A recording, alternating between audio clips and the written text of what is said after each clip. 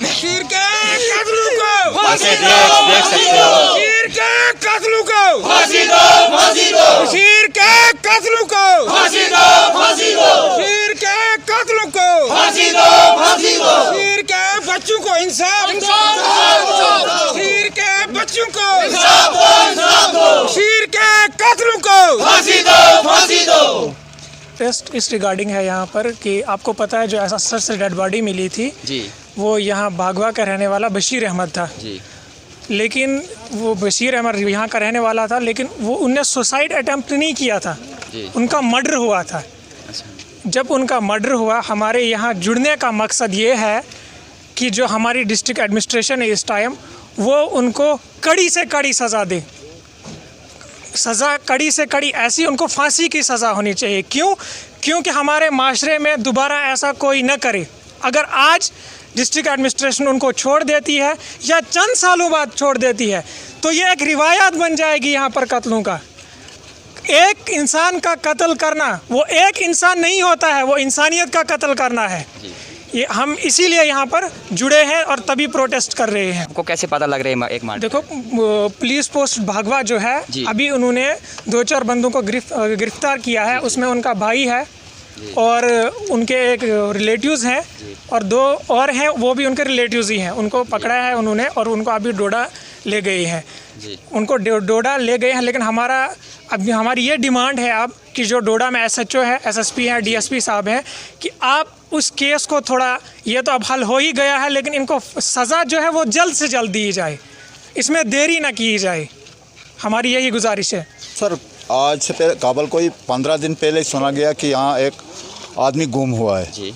जिसका नाम बशीर था। शरीफ आदमी था, हमें ऐसा नहीं लग रहा था कि कोई मर्डर हुआ उसको। हम सोच रहे थे कहीं कुछ इधर उधर, कहीं किसी रिश्तेदार के बैठा होगा, कहीं इधर होगा। मालूम हुआ कोई 4-5 दिन पहले के उसकी डेड बॉडी असर में मिली। जब असर में मिली तो उसको पहचान के काबिल ही नहीं कातलियों ने रखा था। उसकी ऐसी बुरी दुर्गत की थी कि वो देखने के काबिल बिल्कुल नहीं था। जब उसको घर लाया गया तो यहाँ कोई कहने लगा ये बशीर है ही नहीं, कोई कहने लगा उसके जो बेटे थे, हकीकी बेटे थे, उन्होंने उसको पहचाना कहीं अंगूठी से, न मालूम किसकी वजह से ऐसी दुर्गत उसमें थी।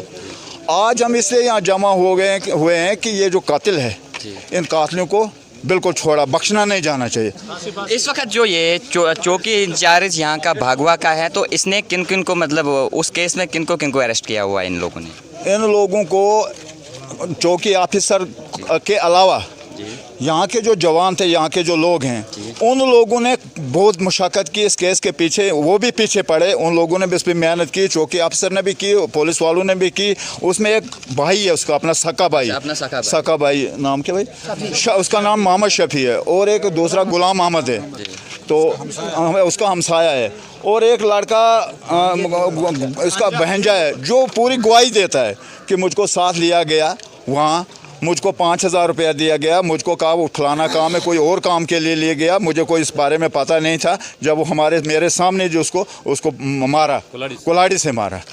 हाँ, कुल्हाड़ी से मारा। तो इसलिए हम एडमिनिस्ट्रेशन से गुजारिश अपील करते हैं कि इस केस को अच्छी तरह इन्वेस्टिगेशन हो। हमें लगता है कि इसमें और भी कोई लोग हो सकते हैं, बड़ा हाथ हो सकता है, और इसको कभी इस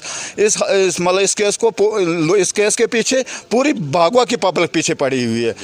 मतलब इसको कम से कम फांसी से कम इसको सज़ा नहीं मिलनी चाहिए, इन लोगों को नहीं मिलनी चाहिए, और जितने भी इसमें मुलव्वस हैं वो सबको मतलब उनको काफ़ी किरदार तक पहुँचाया जाए।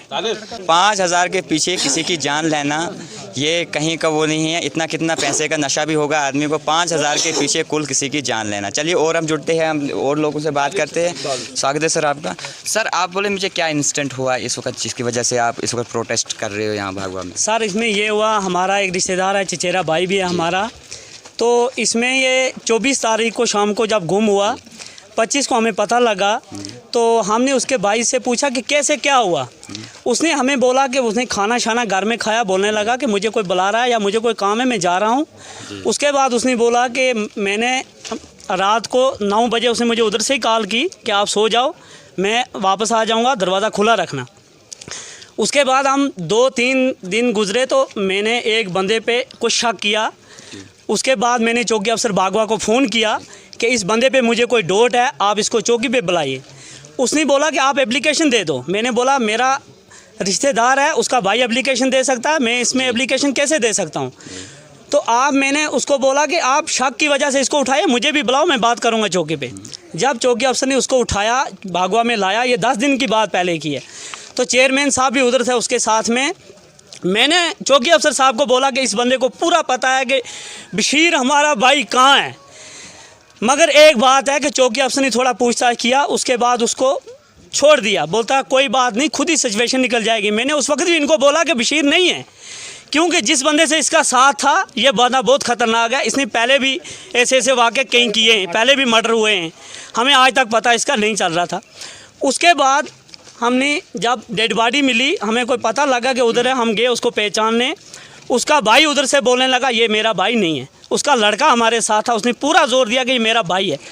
फिर हमने जब डेड बॉडी लाई, दफन की, लोग भी हमें बोलने लगा पता नहीं ये किसकी लाई है। सब लोगों को इस वक्त तक ये शक था, मगर वो हमारा भाई बशीर था जो हमने लाया। उसके बाद मैंने शफ़ी को बोला, उसके भाई को, कि आप मेरे साथ चलो, हम चौकी पे जाएंगे। जब हम चौकी पे आए तो इधर हमने चौकी अफसर को बोला आप कॉल डिटेल हमें दिखाओ। वो मुझे बोलने लगा कि कॉल डिटेल आपको हम दिखा नहीं सकते हैं। मैंने बोला जनाब क्यों? बोलते हैं ये पुलिस का काम है। मैंने बोला जनाब हम देखना चाहते हैं। फिर उसने मजबूरन तौर वो कॉल डिटेल खोली, तो मैं जब वो कॉल डिटेल पे नंबर दिखाने लगे, पहले उसको एक कॉल आपने भांजे की आई है, वो 12 मिनट की कॉल है, दूसरी उसके भाई की है तो वो 40 सेकंड की बात है, तीसरे जो कातली बंदा गुलाम अहमद है उसकी भी जनाब 8:17 पे उसकी कॉल है। जब हम इधर से वापस गए, मैंने बोला सर क्या होगा? बोलता आप चुप रहो, हम खुद वेरिफिकेशन करेंगे। जब हम घर में गए तो मेरे से बर्दाश्त नहीं हुआ। मैंने उसको भांजे को, जो बशीर का भांजा था जो मर्डर करने में साथ था, मैंने उसको पूछा, मेरे साथ दूसरा मेरा भाई है पुलिस में है वो, हम दोनों इधर से गए।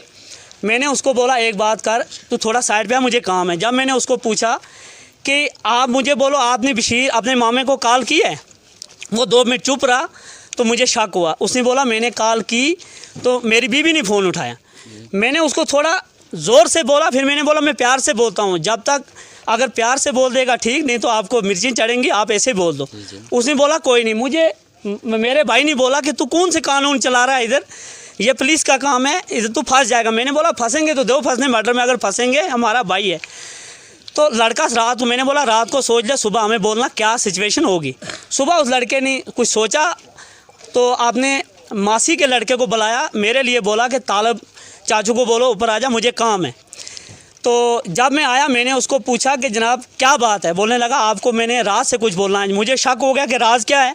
मैंने एक कमरे में लिया, कुंडी बंद की, हम 2-3 बंदे थे वहाँ पे। मैंने उसको सवाल पूछा कि कैसे क्या हुआ।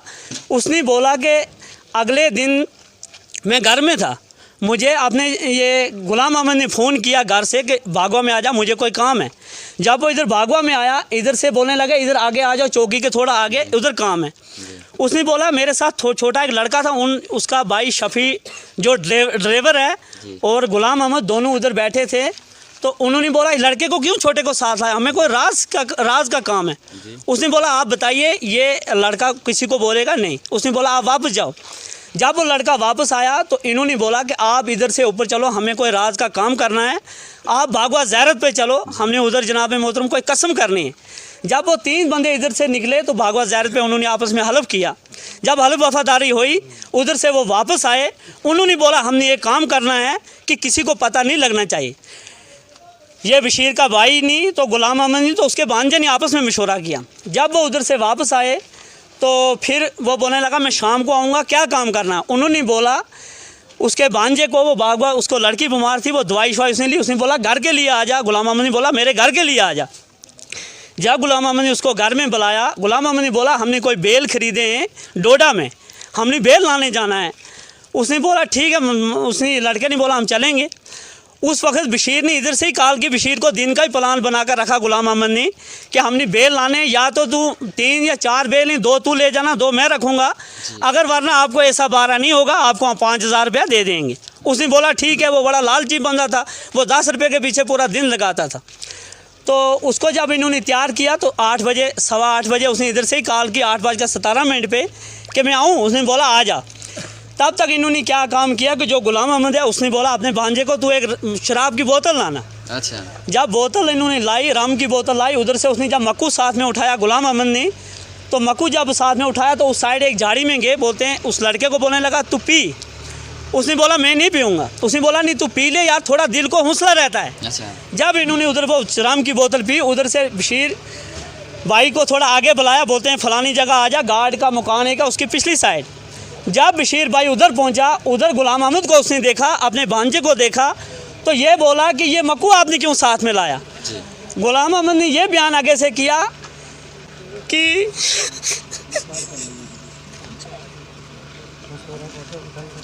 बशीर के कत्ल को फांसी देख सकते हो। बशीर के कत्ल को फांसी दो, फांसी दो, बशीर के कत्ल को फांसी दो, फांसी दो, बशीर के कत्ल को फांसी दो, फांसी दो, बशीर के बच्चों को इंसाफ बशीर के बच्चों को बशीर के कत्ल को फांसी दो, फांसी दो।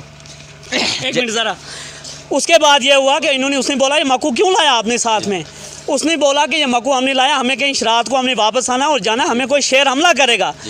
उसने आगे से बोला कि यार मैं खुद शेर हूँ, शेर को शेर क्या करेगा, मुझे बड़ा मोबाइल है, मुझे लाइट है, आप चलो कोई टेंशन नहीं है। तो उसने बोला आपने भी कुछ हाथ में लाना था। उसने बोला मैंने कुछ नहीं लाया, आप चलो। जब ये डोडा पसी में सेकवान में पहुँचे, उधर से नीचे उतरे बड़े चनाब की तरफ, तो उधर इन्होंने बोला कि कोई मीर सेन नाम का बंदा है, वो बेल लेकर आएगा। बोला कहाँ के लिए, बोलते वो पुलिस से डरता। उसने नदी के साइड नीचे रखे हैं बेल।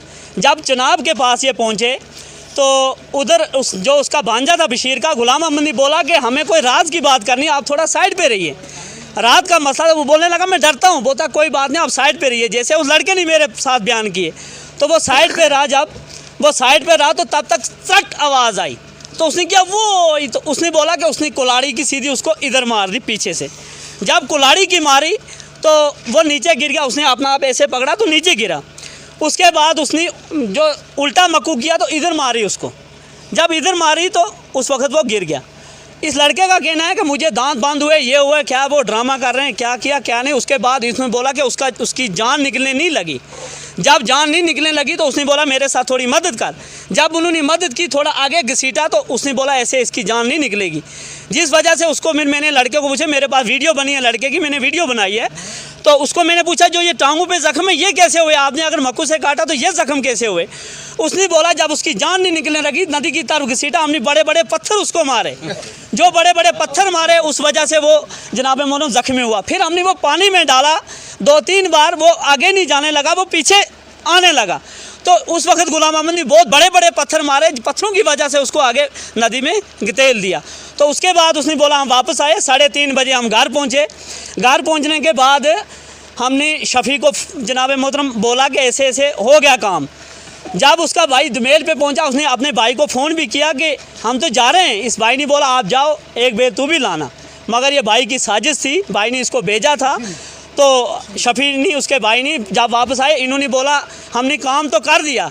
उसने बोला अपने भांजे को, दोनों का भांजा था ये, जो भांजा साथ में था मर्डर में। शफ़ी ने बोला कि आपने काम तो किया मगर मुँह नहीं खोलना कहीं, अगर आपको कुछ भी लगेगा मैं इधर हूँ। हमने हलफ किया अगर तू मुंह खोलेगा सब मर जाएंगे, क्योंकि ज़र्द पे हलफ हुआ। उसने बोला मैं मुंह नहीं खोलूँगा। तो उसने बोला कि अब ये बात तू नहीं कहीं करना, तो तू चुप रहना। उसके बाद जब मुझे पता लगा, मैं घर से नीचे उतरा, मैंने शफ़ी बाहर अपने घर में बैठा था, उसके वो छूट के जब मुझे देखा, मैंने उसको बोला शफ़ी इधर आ जा। वो भागने लगा, बोलने लगा मैं कुर्ली करूँगा, उसने कबीर खाया था। मैंने बाथरूम से पकड़ के अंदर मार दिया। फिर मैंने चौकी वालों को फ़ोन किया, चौकी अफसर को फ़ोन किया। जब चौकी वाले पहुँचे, फिर हमने तब तक चौकी वाले पहुँचे, तब तक मैंने शफ़ी को पकड़ लिया था। मोबाइल भी मैंने हैंड ओवर किया था। उस शफ़ी के मोबाइल पे एक लेडीज़ की कॉल आ रही थी जो कि बशीर की पहली बीवी है। उसकी उस वक्त भी कम से कम 10 कॉलें आई। इसमें शफ़ी की बीवी, जो उसकी बशीर की भाभी छोटी है, उसकी साजिश है। जो बशीर ने बीवी अपनी छोड़ दी है छोटी, उसकी साजिश है। ताकि जो शफ़ी है ये उसको लाना चाहता था। ये मर्डर इस वजह से हुआ है। और इनका कोई आपस में लेन देन था गुलाम अहमद के साथ, उस वजह से वो पैसे मांग रहा था। इसने बोला मैं ऊपर से छुट्टी कर दूंगा, तो पैसे किसने मांगने, इस वजह से इन्होंने इसको मार दिया।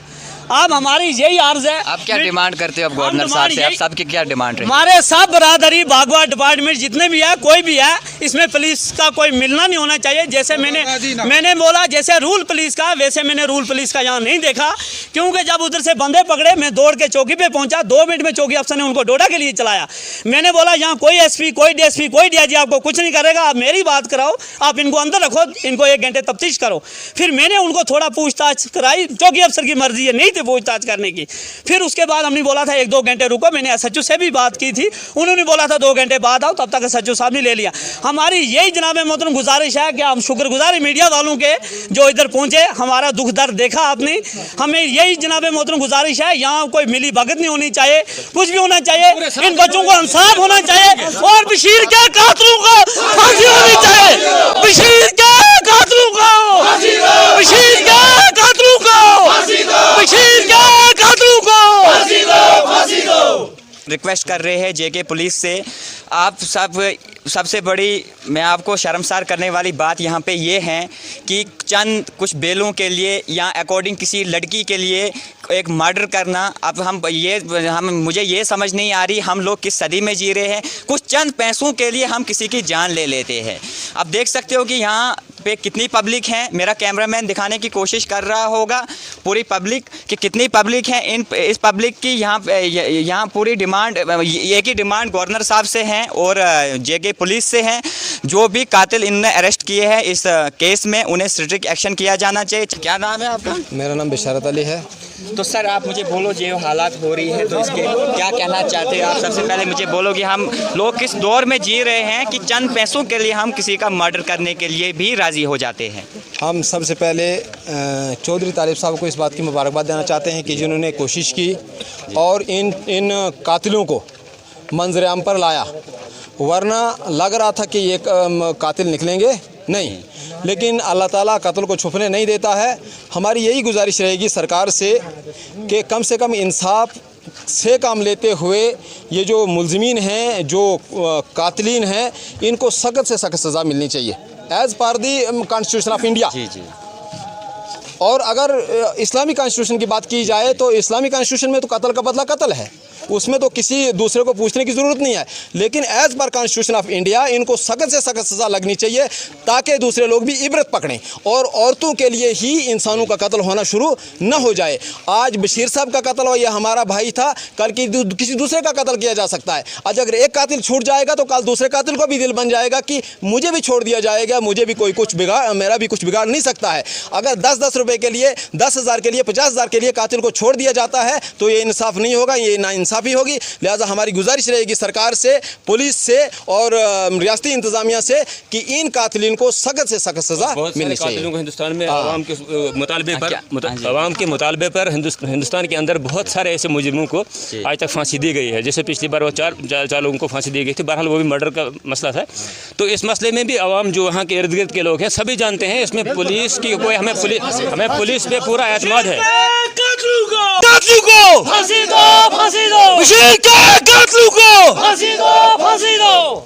हाँ जी सर, क्या नाम है आपका? मोहम्मद रफ़ीक सर मेरी इससे एडमिनिस्ट्रेशन से ये रिक्वेस्ट की जाती है कि मर्डर का बदला मर्डर चाहिए, हमें मर्डर का बदला हमें मर्डर चाहिए सर। जैसी हालत सर हमारे वालिद साहब की है, वैसी हालत आज तक किसी की मैंने देखी भी नहीं, और हमें मुंह देखने का टाइम भी नहीं दिया इन्होंने, और मुंह देखने की शक्ल भी नहीं दी इन्होंने सर, वो रखी नहीं, शक्ल भी नहीं रखी मुंह देखने की। मेरी ये अपील की जाती है एडमिनिस्ट्रेशन से कि मौत के बदला मौत ही चाहिए हमें बस।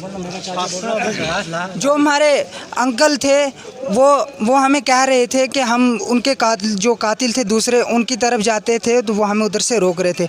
हम जब डेड बॉडी लाने गए, असर से डेड बॉडी लाने गए, हम उधर जब वो जहाँ पे डेड बॉडी थी, दरवाज़ा जब हमने खोला तो मैं अंदर जाने लगा डेड बॉडी के पास, तो मेरे अंकल जी ने मुझे बताया कि इधर नहीं जाना, आप बीमार हो जाओगे। मैंने कहा मैंने जाना ही जाना है। बोलने लगा इधर नहीं जाना, मेरे को बाजू से पकड़ के घसीट के साइड ले लिया, फिर मैं ज़बरदस्ती गया। मैं ज़बरदस्ती गया, मैंने कहा मैंने देखना है, मेरे वालिद साहब गुम हुए हैं, कुछ हुआ है, मैंने देखना है, अपने वालिद साहब को पहचान लूँगा मैं। उसने कहा कि नहीं, ये है ही नहीं। उसने यही मेरे से, जब स्टार्टिंग से गुम हुए हैं वो तब से उन्होंने यही कहा, मैं कुछ भी एक्शन लेने के लिए तैयार होता था और वो बोलने लगे कुछ नहीं है, कुछ नहीं, ये खुद कुछ नहीं लेना है हमने। और ऊपर वाले का करना ये है कि आज सब का सब जो कुछ भी हुआ था वो सब कुछ सामने आ चुका है और आपकी तरफ से, आपकी मदद से हमें ये सब कुछ मिल गया आज।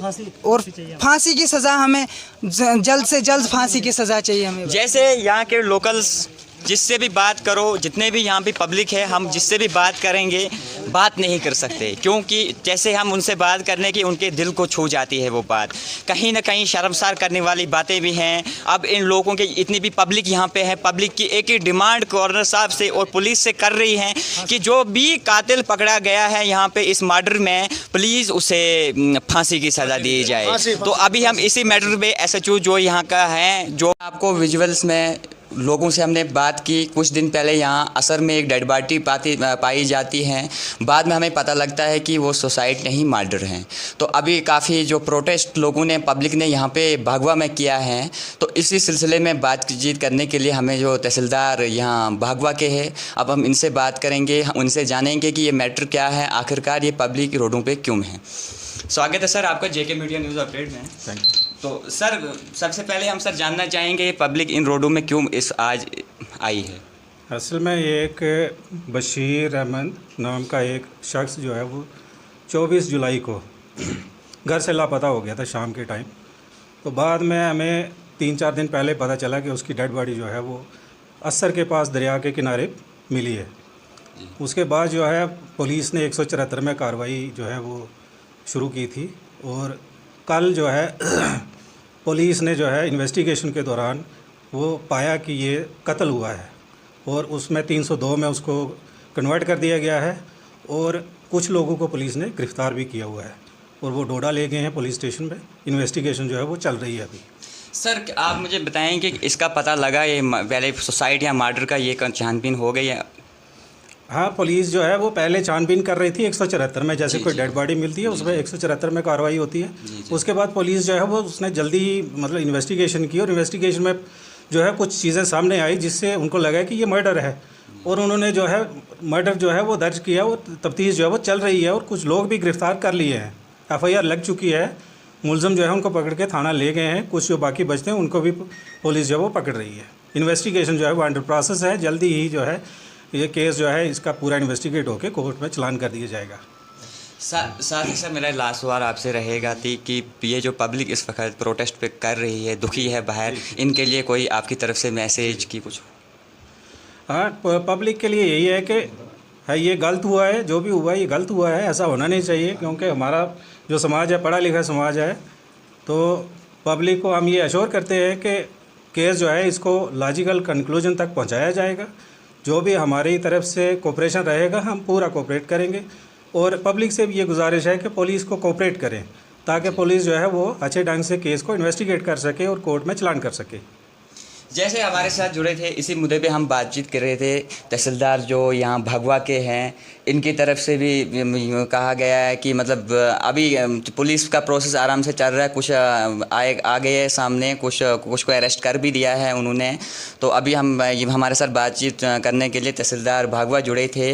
अभी हम SHO जो यहाँ का है चौकी इंचार्ज, उनसे भी बातचीत करेंगे कि देखेंगे कि मैटर क्या है और छानबीन क्या है। और यहाँ के लोगों की तो सिर्फ परेशानी है, सिर्फ इनकी एक ही डिमांड है कि उन लोगों को फांसी देने जाने। फिलहाल के लिए इतना, आप जुड़े रहे JK मीडिया न्यूज़ अपडेट के साथ। मैं राहुल शर्मा आपके साथ।